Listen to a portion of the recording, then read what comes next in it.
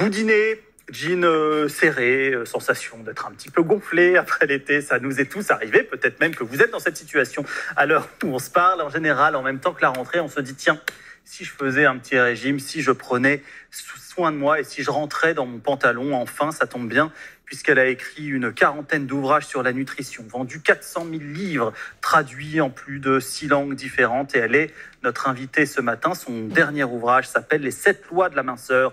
Comment perdre enfin, avec un point d'exclamation, ces kilos dont vous n'arrivez jamais à vous débarrasser. C'est aux éditions Le Duc. Bonjour Marie-Laure André. Bonjour et merci pour votre invitation. Bonjour Marie-Laure. Une première question. On est le 24 août, on peut légitimement dire qu'on est sur les fins des vacances.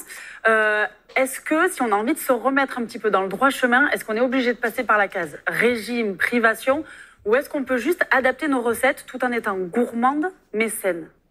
Alors, quand on parle de régime, il y a toujours un début et une fin. Donc, c'est pas forcément la meilleure solution pour avoir des résultats sur le long terme. Et effectivement, je pense qu'il vaut mieux essayer d'adapter certaines choses, les choses qui ne vont pas bien, et fixer des petits objectifs pour avancer pas à pas vers l'objectif final. Est-ce qu'il y a une réelle différence entre ce qu'on mange l'été et ce qu'on mange à la rentrée ? Est-ce que dans le comportement des Français, on voit un changement entre ces deux périodes ? Oui, généralement, en été, on se fait davantage plaisir.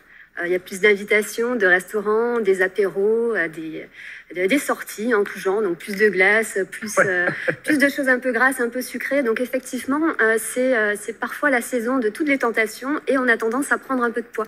Et est-ce qu'il y a un impact négatif sur notre système immunitaire ou pas quand on sort de l'été ?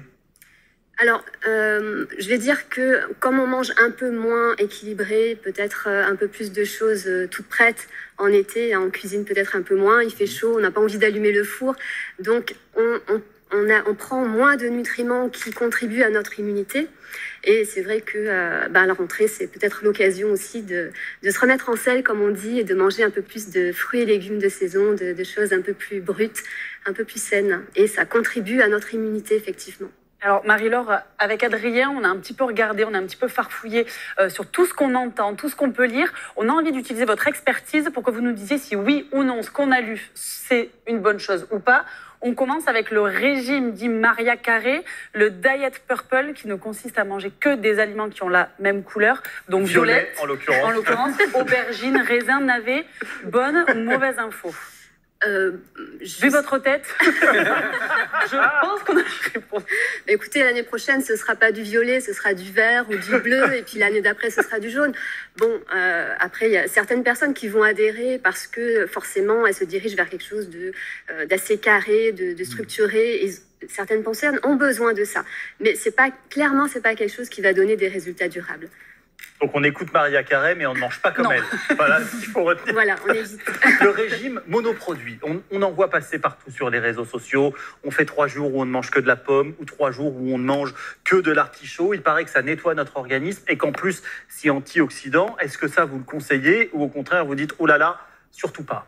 Alors là, on est plus dans l'esprit détox. Voilà, on va essayer de faciliter l'élimination au niveau de l'organisme. Purifier notre corps. Oui, alors après, notre corps sait faire. On n'a pas besoin forcément de passer par la monodiète à base de pommes, à base de choux, à base de je ne sais quoi.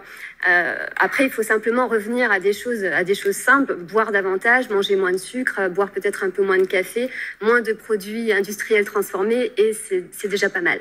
C'est une bonne base. On n'est pas sur la bonne voie, parce que j'ai devant moi un café, une brioche qui a l'air totalement transformée, pleine de chocolat. C'est pas la bonne solution. Il y a le quotidien et puis il y a les exceptions. Il faut pas que ce soit le quotidien. Et une dernière chose, on entend aussi souvent parler du jeûne intermittent. Pareil, bonne ou mauvaise chose à faire, et surtout, j'imagine qu'il y a des règles quand même. Oui, alors le jeûne intermittent, ça va correspondre à certaines personnes. On n'est pas tous faits pour manger le matin au pied levé, et certaines personnes, au contraire, auront besoin de prendre un bon petit déjeuner, parce que si ce n'est pas le cas, vont avoir tendance à grignoter davantage dans la journée, à augmenter les portions, avoir des envies de manger, etc. On est tous différents. Donc, on a besoin de repérer qu'est-ce qui nous convient vraiment. Donc, le jeûne intermittent, oui, pour certaines personnes, non pour d'autres. Oui, il n'y a pas de règle universelle, et pour autant, vous écrivez des livres sur certains préceptes qui peuvent nous guider, notamment un sur IGBA. Oui. Alors, expliquez-nous ce qu'est l'IGBA. C'est un régime que vous préconisez. Alors, l'IG, c'est index glycémique. Et c'est vrai qu'on parle peut-être de régime, mais pour moi, c'est plus un mode alimentaire, une façon de s'alimenter. Pour la durée. Sur la durée, qui respecte les besoins du corps. L'IG, l'index glycémique, ça reflète la capacité d'un aliment à élever la glycémie. Donc, privilégier une alimentation à IG bas, c'est tout simplement réguler davantage la glycémie. Ça veut dire aussi qu'on va réduire nos besoins en insuline. Et l'insuline, c'est une hormone qui régule la glycémie, mais qui facilite également le stockage des graisses. Il y a des aliments qui permettent d'abaisser cet index glycémique, qui permettent de limiter finalement le pic de glycémie après le repas. Et c'est ça qui est important. Les aliments qui ont moins d'impact sur la glycémie, c'est les aliments complets, par exemple, les céréales complètes, les légumineuses, certaines céréales également, les spaghettis al dente, le riz basmati également par rapport aux autres variétés de riz. Donc c'est tout simplement choisir certains aliments, donc de la même famille. On va pas supprimer les féculents, on va pas supprimer les sucres ajoutés, même on va choisir ceux qui ont moins d'impact sur la glycémie et ça va faciliter le déstockage des graisses. Alors moi je suis très contente aussi que vous soyez là ce matin parce que ça fait, on va dire, quelques mois que je m'intéresse un petit peu à ces sujets-là et je trouve qu'on entend beaucoup parler justement du taux de glycémie. Est-ce que c'est parce que c'est une tendance ou tout simplement parce qu'il y a peut-être des études scientifiques aussi qui sortent, qui sont un peu plus récentes et qui nous nourrissent par rapport à ça? Alors, la notion d'index glycémique, ça date pas d'hier, ça a été découvert, entre guillemets, dans les années 70. Et effectivement, il y a eu des nombreuses études qui ont montré les bénéfices de cette alimentation, pas uniquement au niveau du poids, mais aussi au niveau cardiovasculaire, protection de tout type, pour réguler le cholestérol, etc. Pour les sportifs également, ça permet d'améliorer les performances physiques. Donc, c'est intéressant à tout point de vue. Et effectivement, il y a peut-être des modes, entre guillemets. Donc, il y a certaines années où on parle davantage de certains régimes que d'autres. Il y a eu le régime cétogène aussi, dont on a beaucoup parlé, la chrononutrition avant, etc. Bon, maintenant, c'est vrai qu'on revient un peu plus à des choses peut-être un peu moins olé olé, j'ai envie de dire. Basique, peut-être. Voilà, on revient à des choses un peu plus basiques et peut-être un peu plus respectueuses des besoins du corps. Et ça, c'est une bonne chose. Aussi à adapter dans son alimentation. D'ailleurs, votre dernier livre, je le rappelle, donne 7 lois de l'alimentation pour enfin peut-être perdre les quelques kilos dont on n'arrive pas à se débarrasser. On va évidemment pas lister les 7 lois puisqu'il va falloir acheter votre livre pour ça, mais si vous ne deviez nous en citer qu'une, là, pour tous les gens qui nous regardent, laquelle ce serait? Peut-être de ne pas vouloir tout changer en même temps. Voilà, parce que forcément, quand on change un peu trop de choses dans son alimentation, on va forcément créer des frustrations.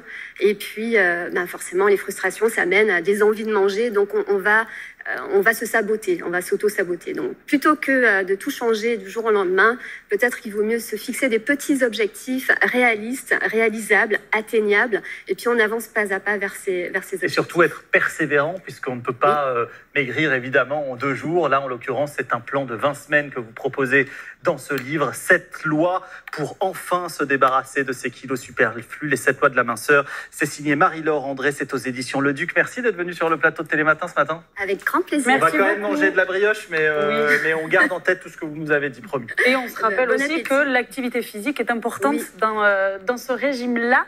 On passe maintenant à la culture avec vous, Bintili Diallo.